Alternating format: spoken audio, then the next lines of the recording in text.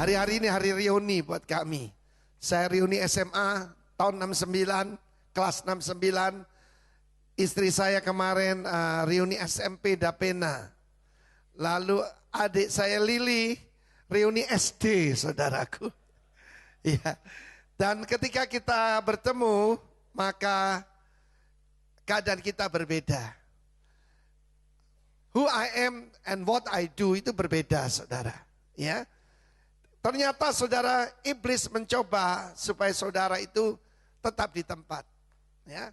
Supaya saudara tidak pergi kemana-mana dan tidak jadi berkat buat orang banyak. Mas saudaraku, maka saya akan bicara exciting life journey in the Lord.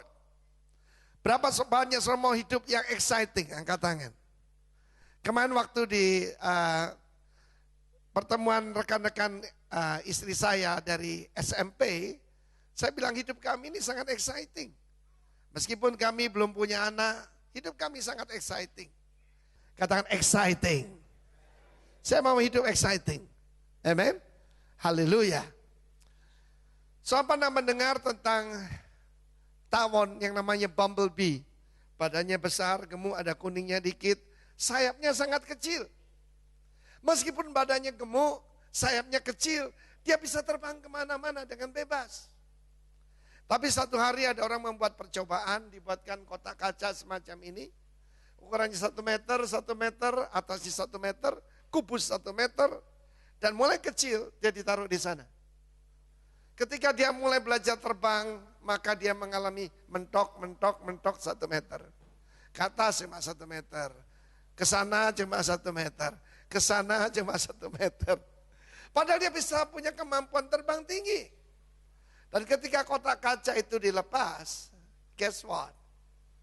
Dia tidak bisa terbang lebih dari 1 meter. Dia menjadi korban daripada saudaraku, dia selalu mengalami kegagalan. Mungkin itu terjadi dalam hidup saudara. Dan mulai saudara mendapat, oh saya memang, pada waktu saudara muda, I will change the world. Ketika mentok, saudara berkata, ya kita mesti realistis. Ada kabar baik buat saudara. Salah satu nama Tuhan yang tidak banyak orang tahu adalah dalam 2 Samuel 5 ayat 20. The God of the breakthrough. Baal Perazim. Perez itu menerobos, seperti air menerobos. Saudara tahu kota New Orleans tergenang habis-habisan gara-gara itu tanggulnya itu bocor sedikit, saudara. Keluar air sedikit. Ketika keluar air sedikit, jebol saudara tanggulnya dan kota itu terendam. Sifat Tuhan seperti itu. Kuasa Roh Kudus, dan saya percaya umatnya juga adalah umat yang menerobos. Amin. Saudara yang kasih Tuhan, saya akan mengajak kita ingat sama dengan Tuhan Yesus dalam Yohanes 14 ayat 12 sampai 14. Barang siapa percaya kepadaku, kuncinya percaya. Percaya itu bukan cuma diselamatkan dari hukuman akan datang. Tetapi percaya itu membuat kita masuki satu hidup yang exciting. I tell you the truth. Anyone, katakan anyone. Jadi termasuk Anda dan saya. Who believes in me will do the same works. Terjemahan lain berkata, the same miracle that I've done. And even greater works. Because I'm going to be with the Father. Kita baru saja merayakan kenaikan Tuhan Yesus ke sorga. Dan dia menjanjikan a new dimension buat kita. Ayat selanjutnya, ayat 13 dan 14, saya baca bahasa Indonesia. Dan apa juga, anything, anyone, anything. Apa juga kamu minta dalam namaku, aku melakukannya. Supaya Bapa dipermuliakan di dalam Putra. Jika kamu meminta sesuatu padaku dalam namaku, aku akan melakukannya. Saudara, doa itu bukan cuma petisi, doa itu juga saudaraku adalah kingdom connection, amen. Mari kita melihat seseorang yang melakukan hal yang besar, padahal dia orang sederhana. Kita melihat dalam Ibrani pasal 11 dimulai dengan ayat yang ke-6. Ibrani 11 ayat yang ke-6. Saya bisa ikuti itu? Tetapi tanpa iman tidak mungkin. Tidak mungkin orang berkenan kepada Allah. Sebab barang siapa berpaling kepada Allah, ia harus percaya bahwa Allah ada. Sedikit salah terjemahan. That God exists dalam terjemahan King James Version. That He is. Dia adalah. Ya, kalau saya terjemahkan di sini bahwa Allah adalah. Dan bahwa Allah memberikan upah, katakan upah, pada orang yang sungguh-sungguh mencari Dia. Bukan yang asal-asal. Jadi itu begini, kalau saudara sakit, dokter mengatakan tidak mungkin sembuh. Saudara percaya bahwa Yesus adalah dokter. Kenapa kita tidak bisa percaya kepada Tuhan yang sudah terbukti? Yang bona fide. Yang terkenal tidak bisa berdusta, tidak bisa gagal. Saudara berani menyerahkan diri, ada yang kepalanya digergaji oleh dokter yang dia tidak kenal. Cuma dari kata orang. Tapi kita bisa berkata seperti Rasul Paulus, I know whom I believe. Aku tahu kepada siapa aku percaya. Amin. Saudara, kepercayaan saya pada Tuhan dimulai dengan pengalaman saya disembuhkan. Jadi karena itu saudaraku, kita percaya janji Tuhan ini. You will have an exciting life. Anything, anyone, Tuhan menjanjikan. Mari kita lihat Ibrani pasal 11 ayat-ayat selanjutnya, saudara. Ayat 8 ya. Karena iman Abraham taat. Ketika dipanggil untuk berangkat ke negeri yang diterimanya menjadi milik pusakanya.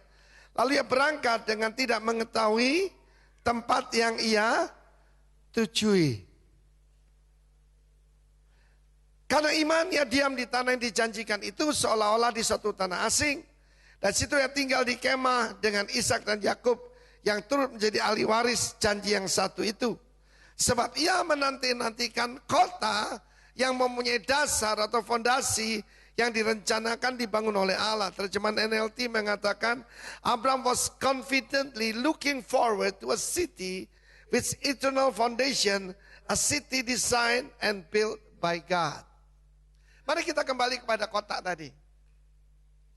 Ada 4 garis yang harus saudara terobos untuk mendapatkan hidup yang exciting. Ditambah 1 lagi yang atasnya itu. Saudara menerobos itu. Karena Tuhan memberikan pada saudara kemampuan yang Dia janjikan. Amin. Saya sering melihat ada orang itu berdoa kelihatannya rendah hati padahal rendah diri, saudara. Saudara rendah hati dengan rendah diri berbeda? Ya Tuhan, pakailah aku sebagai lilin yang kecil. Untuk di kamar kecil. Tempat orang buang air kecil. Dan anak-anak kecil. Itu rendah diri, saudara. Kalau kita mengucapkan iman itu bukan sombong, saudara. Ada 4 garis. Ditambah yang kelima. Garis pertama yang harus terobos adalah ketakutan akan sesuatu yang saudara tidak ketahui. Orang yang tidak pernah melangkah keluar dari garis itu, ya dia akan tetap di kampung yang sama. Setiap daripada kita harus berani menerobos. Oh, saya takut naik pesawat. Naik pesawat, saudara. Saya tidak pernah naik kereta api. Selalu ada yang pertama. Tadi sebelum saya ke sini, saya tanya kekasih saya. Sayang, mau liburan kemana? Dia bilang Jepang lagi. Sudah 2 kali. Dan dia berkata New Zealand. Kita belum pernah pergi. Karena kita kan jalurnya pelayanan. Saya bilang oke. Lakukan sesuatu yang saya belum pernah lakukan sebelumnya. Dia dipanggil keluar dari satu negeri, di mana saudaraku dibawa ke satu tempat yang enggak tahu. Unknown. Unknown bagi banyak orang itu menakutkan. Tapi bagi para penerobos itu menggairahkan. Amin. Nah, saudaraku Abraham itu pergi ke satu negeri yang belum dia tahu. Lihat baik-baik. Ketika dia sampai ke tanah perjanjian, apa dia sudah settle di situ? Firman Allah mengatakan dia tidak tinggal di sana, tetapi tinggal di kemah bersama dengan Ishak dan Yakub. Karena dia menanti-nantikan lebih ke depan lagi, yaitu suatu kota yang dibangun oleh Tuhan. Waktu itu belum ada kitab Wahyu kan. Tapi dengan iman, dia tahu ada sebuah kota yang disediakan oleh Tuhan. New Jerusalem. Dibangun oleh Tuhan, nanti diturunkan ke bumi. Panjangnya 2000 km kurang lebih. Lebarnya 2000 km. Tingginya 2000 km. Bahannya bukan batako. Bahannya adalah emas kristal. Bisa bayangkan 2000 km, 2 kali Pulau Jawa. Itu nanti kota di mana kita tinggal. Super hyper apartment. Ya. Nah, saya perhatikan di sini kebanyakan orang salah. Mereka meninggalkan negeri perbudakan. Mereka meninggalkan daerah kegelapan. Mereka sampai ke tanah perjanjian. Dan mereka berkata, kami sudah sampai. Tidak, saudara. Yaitu pergi ke suatu negeri. Saudara, dengar baik-baik. New Jerusalem bukan surga. New Jerusalem itu adalah kota yang dibangun oleh Tuhan sendiri. Nanti di bumi yang baru dan langit yang baru. Kita adalah manusia masa depan. Banyak orang berhenti di sini. Saudara, apa tanda mereka berdiri di sini? Mereka tidak tinggal di kemah. Mereka tinggal di istana. Kemah adalah satu gaya hidup sementara. Saya seorang frequent traveler. Saya terbang hampir 80-90 kali satu tahun. Setiap 4 hari saya terbang, saudara. Ya, dan tentu saja, maka kita misalnya saya tinggal kebanyakan di Denpasar. Di Jakarta, semuanya serba minim. Pakaian sedikit, ya, sepatu pun coklat enggak punya, cuma hitam aja, saudaraku. Ya, semuanya serba sedikit. Kenapa? Tinggal di kemah, tinggal sementara. Kalau ada orang hidupnya cuma sampai di sini, we can tell. Gaya hidupnya bukan gaya hidup di kemah, saudara. Nah, saudara yang kasih Tuhan, ada 4 garis yang harus terobos. Kita harus berani menghadapi di unknown. Banyak teman-teman saya itu takut apa? Takut usia tua. Setelah takut usia tua, takut saudaraku kehilangan grip. Takut apalagi post power syndrome. Sehingga berbuat yang aneh-aneh, yang bodoh-bodoh, saudaraku. Padahal saya harus melihat ke depan, ada sebuah kota yang didasarkan eternal foundation, didesain, dibangun oleh Allah sendiri. Amin. Bumi ini bukan rumah kita, saudara. Kita akan tinggal di bumi, tetapi yang hidup kita yang cuma 70-80 tahun ini, itu terlalu sedikit dibandingkan kekekalan. Banyak orang percaya, tak menerima hidup yang kekal, tapi pola pikirnya, hidupnya cuma sampai di sini, saudaraku. Abraham tidak demikian. Dia berani menerobos. Sehingga dia mendirikan kemah saja. Dan berkata pada Ishak, dia berkata pada Yakub, kita sedang menantikan sebuah kota yang dibangun oleh Tuhan sendiri. Amin. Kota itu satu kota yang nyata, saudara. Sedang dipersiapkan. Surga juga nyata. Saya masih ingat kakek saya. Kakek saya itu, saya ini cucu kesayangan, saudara. Kedua kakak saya meninggal dan kakek saya itu paling cinta saya. Kalau dia memetik mangga yang pertama, dia bilang, ini buat saya ya. Bahkan papa saya pun tidak boleh makan, saudaraku. Ya. Dan ketika saya dibaptis, dia ikut-ikutan dibaptis. Dia bilang, lu pergi mana engkau ngikut katanya. Padahal dia belum bertobat, saudaraku. Ya. Tetapi ketika beliau akan meninggal, saya sempat melayani beliau. Dan dalam keadaan dia sakit keras, saudara, karena kanker prostat. Dia melihat sebuah kota. Kota itu begitu indah. Percayalah, engkong saya itu dari Tiongkok dan dia tidak baca Alkitab. Saudara, saya tanya, engkong, bagus kotanya? Oh bagus. Dia pernah tinggal di Los Angeles. Bandingkan Los Angeles, Kong, enggak ada apa-apanya. Dibandingkan Paris, oh jauh katanya. Seperti apa, Kong? Saya tes dia. Tidak ada mataharinya tapi terang. Tidak panas, enak seperti air condition. Kota yang begitu indah, tamannya bagus. Engkau mau di sini apa di sana? Dia bilang di sana. Heaven is real. New Jerusalem yang akan datang juga real. Saudara yang kasih Tuhan, Tetapi saudara menerobos sesuatu yang belum pernah saudara tahu. Selalu ada yang pertama, saudara. Selalu ada yang pertama. Ya. Jadi kalau saudara belum pernah masak, masaklah. Itu masak pertama, saudara. Membuat usaha, semuanya itu harus yang pertama. Saudara, saya ingat suatu pepatah. Perjalanan 1000 li dimulai dengan satu langkah. Amin. Membuat buku dimulai dengan kata pengantar. Segala sesuatu harus ada yang pertama, saudara. Coba pikirkan apa yang belum pernah saudara lakukan kecuali kawin lagi. Amin.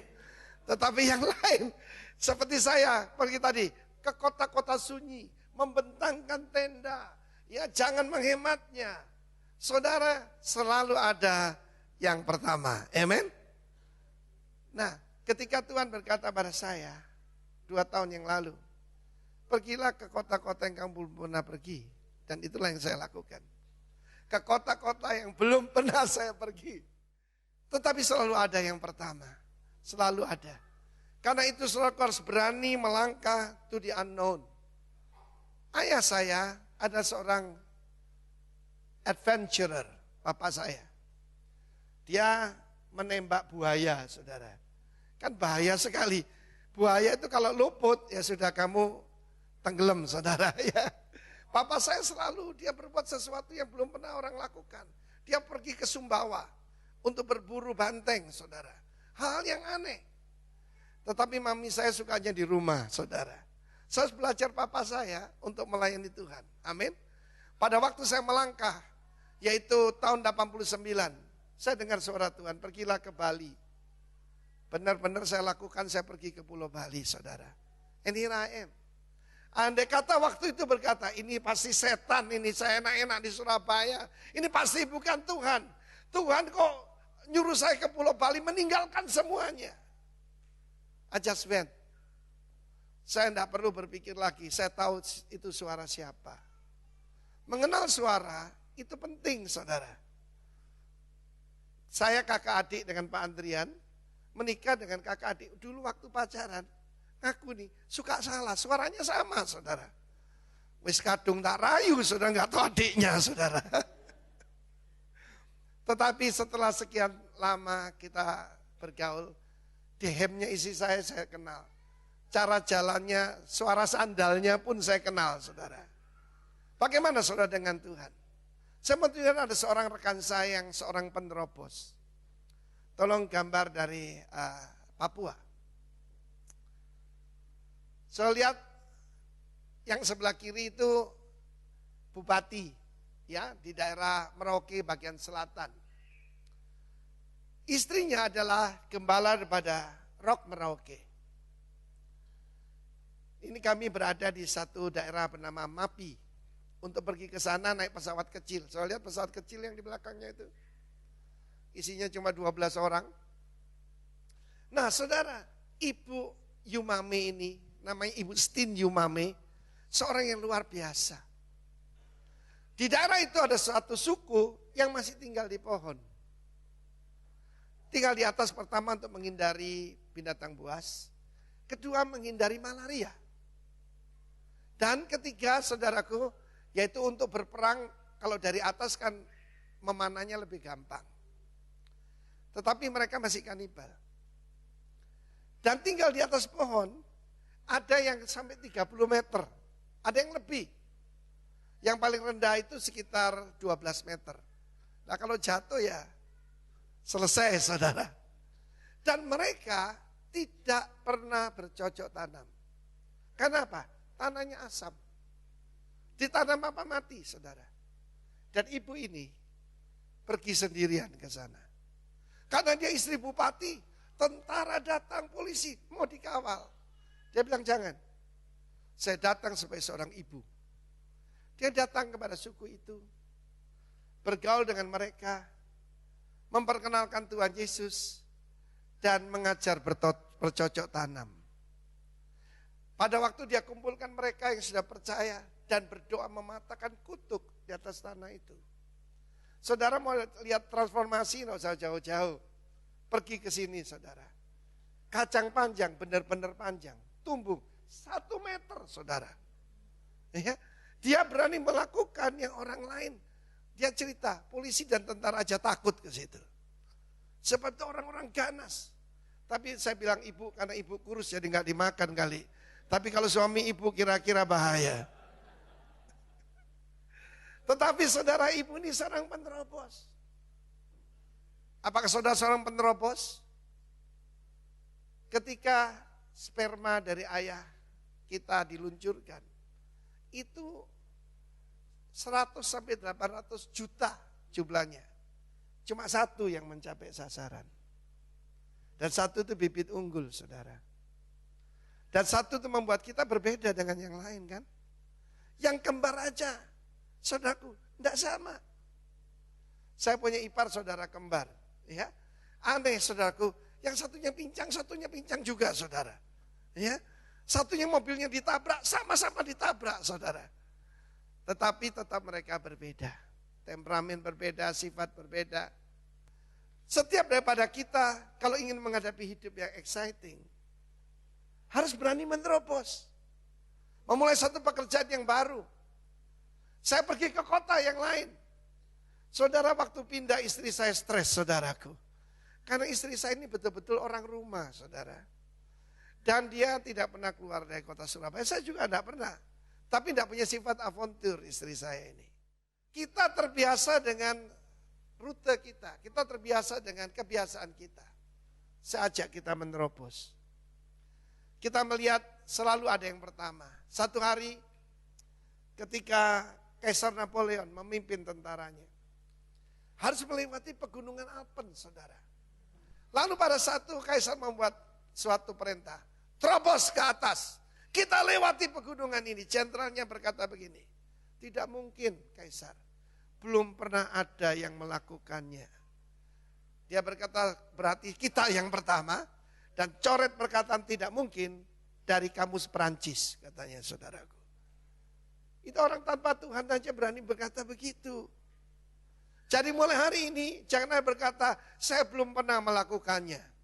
Lakukan yang pertama. Amin. Haleluya saudaraku. Ya. Belum pernah ada orang yang kebaktian gerejanya itu di stadion di Bali kita lakukan, saudara. Mereka berkata begini, Pak, belum pernah Pak ada orang Natalan di stadion utama kita. Lagi yang musim hujan, bagaimana kalau hujan? Tidak apa-apa, saya bilang kalau hujan ya dancing in the rain. Dan kita menikmatinya, saudaraku. Saudara, kita melihat bagaimana orang itu selalu dibatasi dengan garis. Seperti anak burung Raja Wali, mereka kan tinggal di tebing yang ratusan meter tingginya. Dan burung Raja Wali bersarang di sana. Setiap hari ketika baru menetas, maka anak burung Raja Wali dikasih makan, ditulang, saudara. Siap, kasih makanan. Ketika saudara baru bertobat, belum berdoa sudah dijawab, ya kan? Tetapi akan tiba satu masa, ketika mendadak, induk Raja Wali tidak bawa makanan, bawa duri, saudara. Dikasih duri di sarang itu. Jadi saya tidak enak kan, tidak nyaman. Lalu mulai digoyang, mulai didorong anaknya dari tebing. Mami jahat. Berapa banyak saya pernah berkata begitu, Tuhan jahat. Apa yang mereka lakukan? Terpaksa mereka mengepakkan sayapnya. Lalu ternyata mereka bisa terbang. Saudara, percayalah saudaraku. Kadang-kadang orang memang harus ditendang untuk bisa terbang, saudaraku. Ya, dipaksa. Ketika orang pertama terjun payung, tidak ada dengan sukacita. Bye-bye, sorry ya, saya terjun dulu, nggak ada, saudaraku. Itu ditendang dari belakang, saudara. Beberapa daripada Anda mengalami the power of kepepet, saudaraku. Apa? The power of kepepet. Saya ingat adik saya Anggi. Ketika tahun 98 dan selanjutnya apa yang terjadi? Semua pekerjaan bangunan selesai, saudara, nggak ada orang membuatkan mebel, tidak ada orang membuat bangunan. Tetapi karena seperti itu dia bilang pada saya, waduh gimana ya? Anak yang satu masuk SD, SMP, SMA, bagaimana ini? Tetapi dalam The Power of Kepepet hari ini saudaraku, dia ada wedding cake butik. Karena apa? Ternyata dia punya karunia di situ saudaraku. That's the power of Kepepet, you know. Tetapi Anda harus berani menembus garis tersebut. Garis yang lain yang pernah harus diterobos adalah ketika terjadi peperangan antara orang Filistin dan orang tentara Israel. Saul dengan tentara di sini, 5 raja Filistin di sana, dan di tengahnya ada lembah. Setiap hari mereka datang ke garis itu, garis demarkasi, mereka saling mengutuk, mengata-ngatai dan menghujat, lalu mereka kembali, saudaraku. Tetapi selama 40 hari bangsa Israel cuma diam ketakutan. Mereka diam aja dimaki-maki oleh Goliat. Bahkan memaki-maki Tuhan mereka. Waduh, sampai datanglah David. David datang dan dia tanya, siapa orang Filistin yang tidak bersunat itu? Memang tingginya cuma 3 meter. Tapi kalau dibandingkan dengan Tuhanku, dia tidak ada seujung kukunya. Iya kan? Dan saudara perhatikan, semua orang ketakutan. Termasuk Saul. Saul bahkan memberikan saudaraku pakaian perangnya kepada David.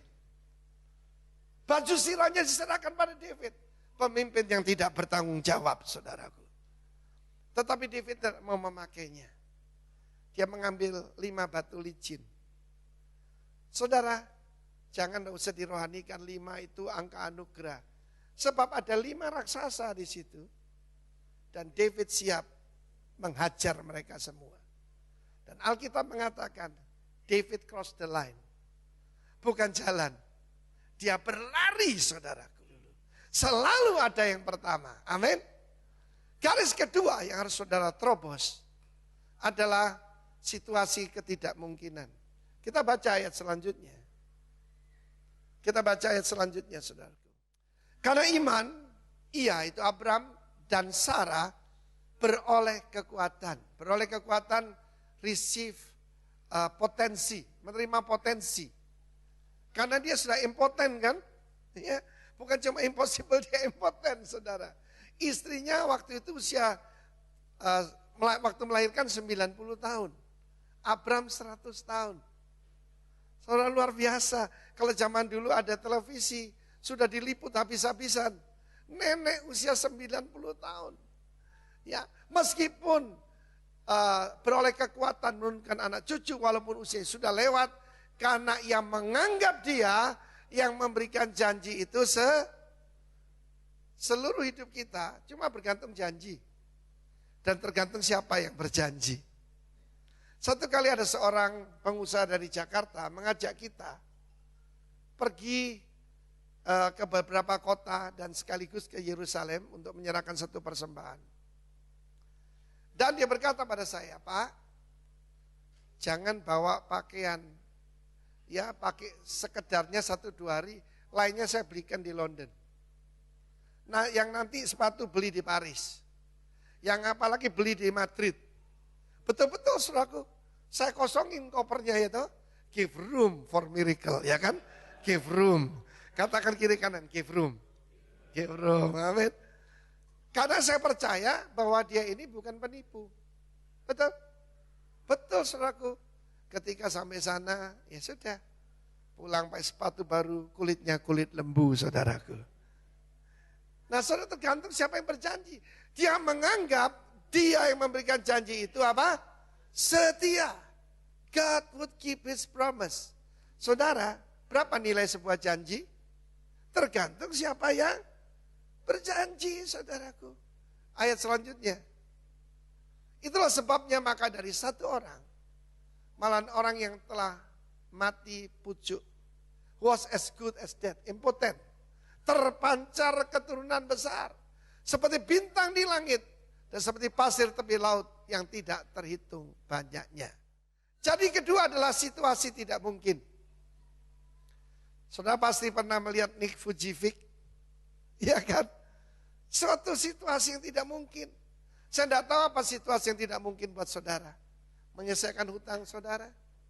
Hutang itu, uang itu masalah paling kecil saudara. Ya. masalah-masalah yang lain, masalah keluarga. Apapun yang tidak mungkin. Di dalam kerajaan sorga, bacanya I am possible. Impoten kita baca I am potent. Aku punya potensi. Oke? Impossible bacanya I am possible. Di dalam Tuhan kita ingat janji Yesus. Pekerjaan yang aku lakukan akan kamu lakukan juga bahkan yang lebih besar. Sebab apa? Aku pergi pada Bapa.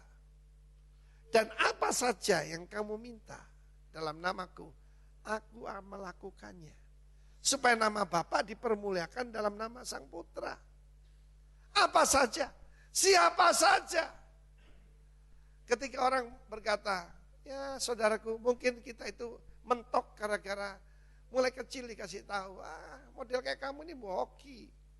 Model kayak kamu ini, aduh, jauh dari berkat jauh katanya. Ketika ada orang berkata demikian, give room for the miracle of God. Kapan miracle itu terjadi? Ketika kemungkinannya 0%. Ketika kita masuk perguruan tinggi, teori pertama yang diajarkan adalah teori probability, teori kemungkinan. Dan itu harus dibuang jauh-jauh. Karena pada waktu kemungkinannya 0%, baru mujizat terjadi. Baru sebulan yang lalu saya dapat kabar luar biasa. Ada seorang pekerja kita yang pria ganteng, yang perempuan cantik, tetapi ada masalah. Pada waktu belum punya anak, saudara, maka ternyata dia itu ada tuba, filopia atau apa begitu yang tidak nyambung. Jadi namanya steril alami. Jadi dia tidak mungkin punya anak. Saya ingat mereka selalu datang minta doa itu hari raya kebangkitan. Pak, doa buat kami, dokter mengatakan tidak mungkin. Kita doa. Saudara, secara ilmu kedokteran tidak mungkin. Sama sekali tidak mungkin. Ketika kita berdoa, seorang berkata, kenapa kamu tidak tes lagi? Isinya agak rasa-rasan sebab tesnya menyakitkan, saudara. Tetapi ketika dia tes, dia dapatkan menyambung, saudara. Tapi belum punya anak. Baru waktu kita perayaan Paskah di lapangan, mereka datang lagi senyum-senyum, saya doa. Hamil, saudara. Tidak ada yang mustahil buat Tuhan. Ketika ada orang berkata tidak mungkin, itulah kesempatan Tuhan untuk menunjukkan miracle. Haleluya, tepuk tangan bagi Allah kita. Charles Swindoll mengatakan bahwa seringkali mujizat itu bersembunyi. Bersembunyi di balik pakaian ataupun topeng ketidakmungkinan. Dan di dalamnya adalah miracle. How many of you need miracle in your life? Berapa banyak orang berkata, tidak mungkin, tidak mungkin, tidak mungkin. Saudara, ya, maka ketika itu engkau berkata, oh ya, memang saya ini tidak bakat. Memang saya tidak bisa. Saya pernah mengalami seperti itu, saudara. Dulu pada waktu saya pertama kali, saya kan penyiar radio. Saya nyanyi pakai gitar. Di radio langsung live. Ada yang telepon. Itu tadi nyanyi apa nangis ya? Langsung saya tidak berani nyanyi, saudaraku. Tetapi ketika ya ada istriku yang berkata begini, sayang, kamu rekaman dong, satu-satunya rekaman ada satu lagu, saudara. Istri saya bilang, kalau kita kan tidak cari uang, pokoknya saya yang beli rekamannya katanya. Ini luar biasa. Ini my fans number one, saudaraku. Tetapi meskipun suara ini yang dipakai buat ngusir setan, saudara.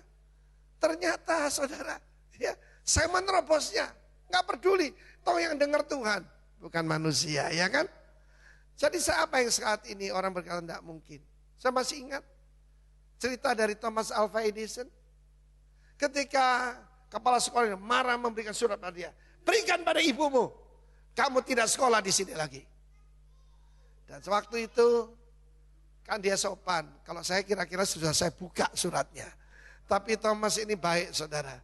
Dia berikan pada maminya. Maminya baca. Thomas tanya, Kepala sekolah bilang apa, Mami? Oh, my son, he said you are genius. Kamu tuh jenius. Karena saking jeniusnya sekolahmu tidak sanggup ngajar kamu. Dan kemudian ada ratusan invention yang dia temukan. Termasuk bola lampu tentu saja. Nah saudara, pada waktu ibunya meninggal, dia beres-beres rumah, dia dapat surat itu. Apa isi suratnya saudara? Suratnya itu begini. Your son is an idiot. Your boy is an idiot. Dia bilang dia tidak mungkin bisa belajar. Dibilang idiot, tapi oleh ibunya idiot dirubah jadi jenius. Amin. Dirubah jadi jenius. Perkataan orang tua hati-hati saudara. Hati-hati. Ya. Saya kemarin ditanya waktu kita reuni, ada teman saya di jalan kami itu, dia orang Inggris, anaknya ganteng, lebih ganteng dari Paul McCartney. Pada waktu zaman The Beatles, kita suka nyanyi, dia main band, rambutnya gondrong, ya, ganteng beneran saudaraku. Dan dia memang kidal, jadi persis kayak Paul McCartney begitu. Dia jadi terkenal saudara. Tapi masalahnya, dia tidak jadi apa-apa. Karena saya masih ingat, kalau di rumah, saya dipanggil oleh orang tua saya, Schatje. Ya, jadi my treasure. Teman saya ini di rumah orang tua yang dipanggil Hond, dipanggil anjing. Apa yang kamu katakan pada anakmu, hati-hati saudaraku. Saya dipakai Tuhan luar biasa, dia tidak jadi apa-apa. Saya tanya pada adiknya, mana kokomu? Kakakmu mana? Oh katanya ada di Belanda, tapi nggak tahu alamatnya. Maybe dia jadi jangkis yang morfin, saudara. Nggak tahu. Karena saben kali dia ingin berbuat sesuatu, dia dengar suara ayahnya. Hond, anjing, anjing, anjing. Hati-hati. Apa yang dikatakan orang masa lampau, terutama orang tua, guru. Hati-hati saudara. Satu kali saya ingat saya waktu kecil, ada kepala sekolah saya, aduh. Dia kalau mengatakan sangat jahat sekali kepada seorang teman saya. Dan teman saya itu juga tidak jadi apa-apa hari ini. Bersyukurlah kalau kamu punya orang tua yang mengasihi engkau. Saya bilang sama mama saya, Ma, aku ini pemimpin umat, jangan dipanggil nyo. Lalu dia berkata pada saya, oke, saya pikir-pikir katanya. Kamu tidak tak panggil nyo ya, ngisi-ngisini katanya. Kamu tak panggil sekat, harta karun. Saudara yang kasih, here I am. Karena orang tua tidak mengutuk saya tapi memberkati saya. Kedua orang tua saya ini, kalau kami pergi kemanapun mereka mengucapkan berkat. Berkat Tuhan yang menjadikan kaya dan berhasil. Susah dan payah tidak ditambahkan. Amin. Jadi yang harus diterobos kedua adalah ketidakmungkinan. Coba saudara latihan tendang. Amin. Terobos. Yang ketiga, ayat selanjutnya kita akan baca. Dalam iman, mereka semua, pahlawan-pahlawan iman ini yang disebut elders, dalam Ibrani 11 ayat 2, telah mati sebagai orang-orang yang tidak memperoleh apa yang dijanjikan itu. Tetapi hanya dari jauh melihatnya dan melambai-lambai kepadanya dan yang mengakui mereka adalah orang asing dan pendatang di bumi ini. Ayat selanjutnya. Sebab mereka berkata demikian mengatakan bahwa mereka dengan rindu mencari suatu tanah air. Dan kalau sekiranya itu mereka ingat tanah asal yang telah mereka tinggalkan, mereka cukup mempunyai kesempatan untuk pulang ke situ.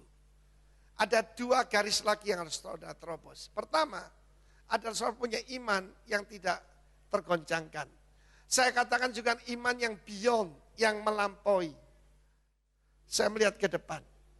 Iman itu bisa menerobos sampai kekekalan. Dan dari jauh akan melambai-lambai. Mungkin kita tidak bisa, saya tidak tahu, saya minta umur panjang oleh Tuhan. Supaya bisa melihat kenyataan 1000 plus. Tetapi kalaupun tidak terjadi, saya percaya itu akan terjadi. Kita sebagai orang beriman, itu berbicara begini. berbicara akhir dari awalnya. Amin. Bicara akhir dari awalnya. Beberapa saudara sedang menghadapi your loved ones, sakit, ataupun keadaanmu hancur. Jangan lihat apa yang kamu lihat, tapi lihat pakai mata iman. Amin. Lihat pakai mata iman.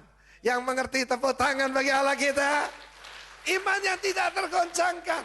Dan satu lagi, iman yang tidak mau kembali. Engkau sudah berada di sini, menantikan kota yang dibangun oleh Tuhan, dan jangan mau kembali. Orang Israel berkata begini, betapa enaknya ada di Mesir, padahal rumah perbudakan, saudaraku. Di sana kami bisa mati tapi kenyang. Kami masih bisa makan semangka, bisa makan bawang ini, bawang itu, bisa makan daging. Berapa banyak orang, ya saudaraku, ingin kembali. Pak, kalau susah begini Pak, saya ikut kepercayaan yang lama saja. Bisa mundur, tetapi hancurkan Versnelling mundur, saudara. Versnelling mundur saya sudah hancur, bisanya cuma maju dan naik. 5 tahun ketika saya di Bali pertama kali, I don't see any growth. Tidak ada pertumbuhan sama sekali, saudara. Belas-belasok. Saya masuk dari rumah ke rumah, dan iblis mengejek saya.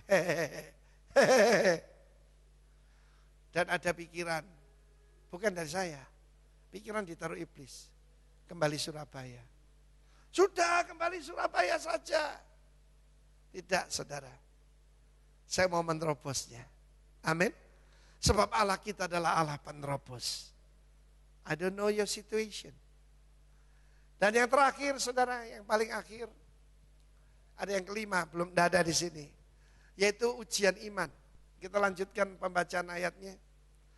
Yaitu pada waktu Abraham disuruh, yaitu mempersembahkan Ishak. Ayat 17. Karena iman, maka Abraham tatkala ia dicobai, dia diuji, bukan dicobai, diuji. Mempersembahkan Ishak, ia yang telah menerima janji itu, rela mempersembahkan anaknya yang tunggal, walaupun kepada telah dikatakan, keturunan berasal dari Ishak yang disebut keturunanmu. Ayat 19. Saja kita baca sama-sama 1, 2, 3. Karena ia berpikir bahwa Allah berkuasa membangkitkan orang sekalipun orang mati.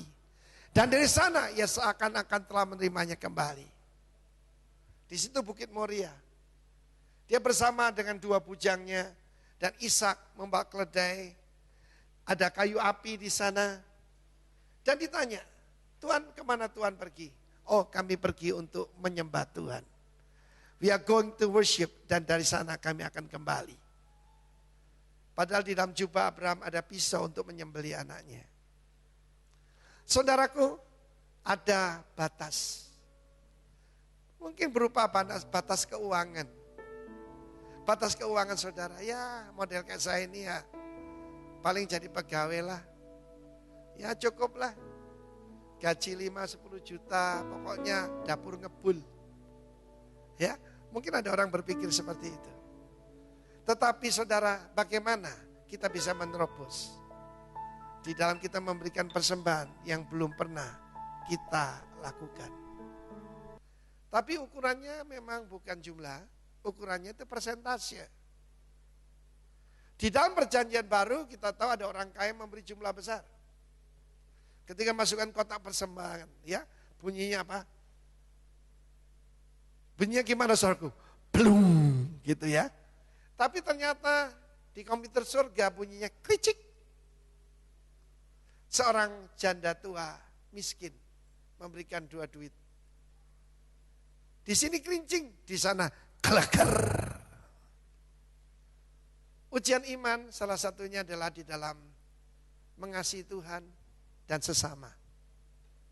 Kita berikan yang belum pernah kita berikan. Dan itu akan menembus batas. Karena itu latih anak-anak mulai kecil. Ada seorang teman saya melatih anak-anaknya memberikan persepuluhan, mengembalikan persepuluhan uang jajan. Karena mulai kecil sudah latihan, gede biasa saudara. Setelah itu ditingkatkan. Jangan perpuluhan, itu baru mengembalikan. Sekarang beri pada temanmu. Luar biasa.